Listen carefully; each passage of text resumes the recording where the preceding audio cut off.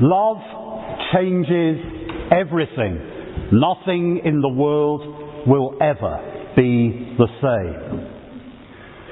Now, one of the readings we heard today is all about love, the one that Hazel read to us from Paul's first letters of Corinthians.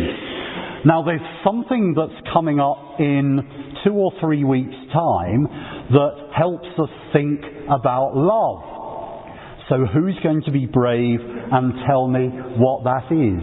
There's a day coming up that helps us think about love. And if you've been into the shops, you'll see lots of things that they're trying to sell us, that they want us to buy to remember on that day. So who's going to, there's no hands up yet, who's going to tell me what there is? Oh, Peter was very quick. Peter, it's Valentine's Day, says Peter, hurriedly writing it down in his diary. It is Valentine's Day on February the 14th. Now I wonder if any of you, I want to put your hand up, if any of you give something to somebody on Valentine's Day. It might be a card, it might be chocolates, it might be flowers. So put your hands up if you give something to somebody on Valentine's Day. There's quite a lot.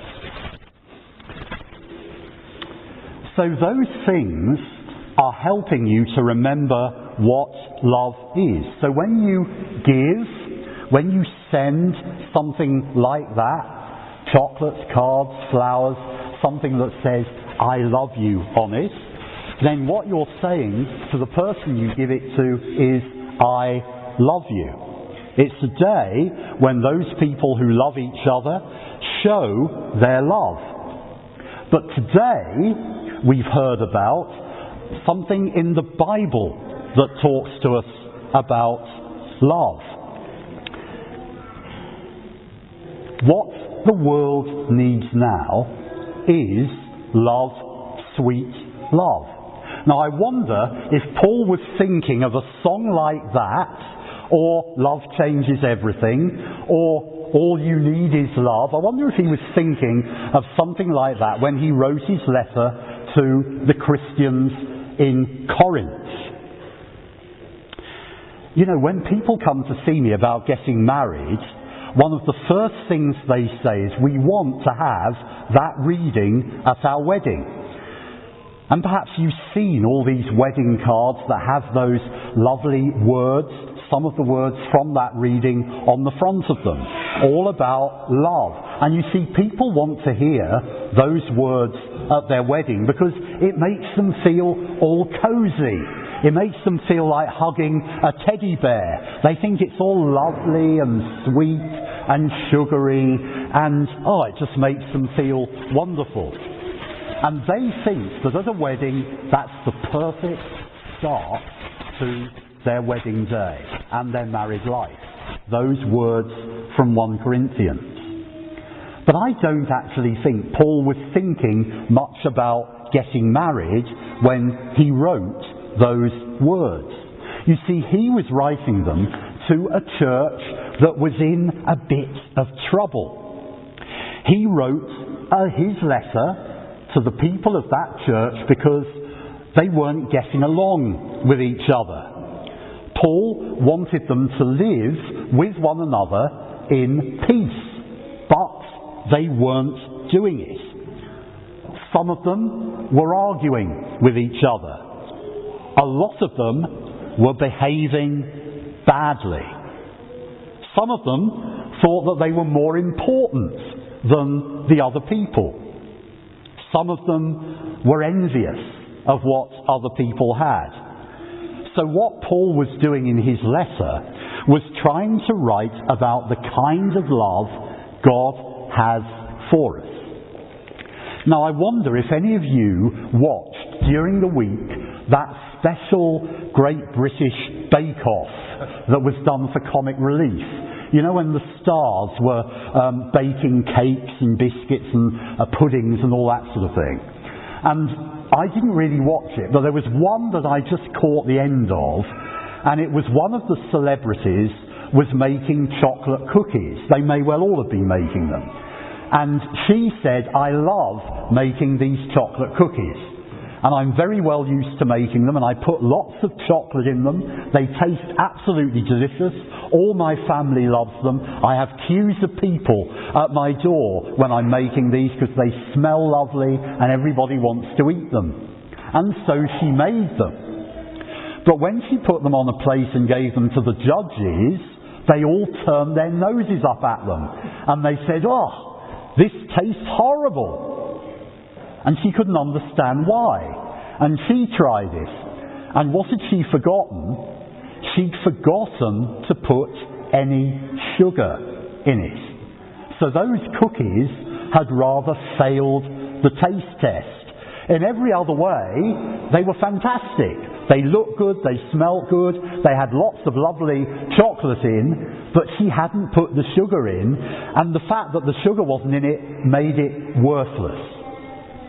And that's a bit like the Christians in Corinth. They got everything going for them. They were perfect. To look at them, you'd think everything was fine.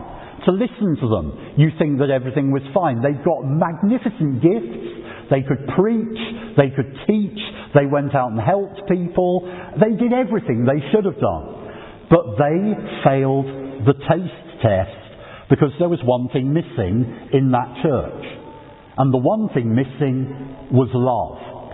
And what Paul was writing to them about was saying, it's love that is the most important thing. Everything else is fine. And it's great that you do all these things, but you're missing out on love. And because you're missing out on love, none of it really matters. Nothing is worthwhile that you're doing. You see, love is the test of our faith. And it doesn't matter whether we're out there hundreds and hundreds of miles away in Corinth or whether we're in Sussex. We might be the most go-ahead church in Sussex. Wouldn't that be fantastic? We might be the most go-ahead church in Sussex. But if we don't have love, then it's pointless. We might just as well not even bother to come together on a Sunday. The world, you see, has a very particular view of love. And that's the silver writing on wedding cards view. That's the view of all you need is love, and love never means having to say you're sorry. What a dreadful line that was from that film Love Story. Love means never having to say you're sorry, because the whole point of God's love is that we always have to say we're sorry to God, to each other, and we think about forgiving one another and how God forgives us.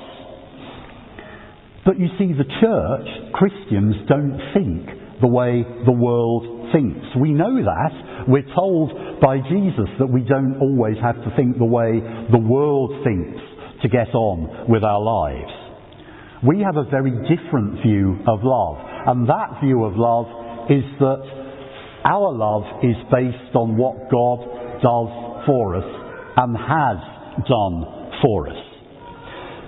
Don't forget that in the early church, a lot of the churches loved one another so much that people said, see how these Christians love one another. They were doing something right, and lots of people went knocking at their doors to say, we want to be a part of it. So it's a bit of a hard lesson for us when we've got to listen to what Paul writes to the Corinthians, because what he's saying is, you can have enough faith to say to a mountain, move, and it might move.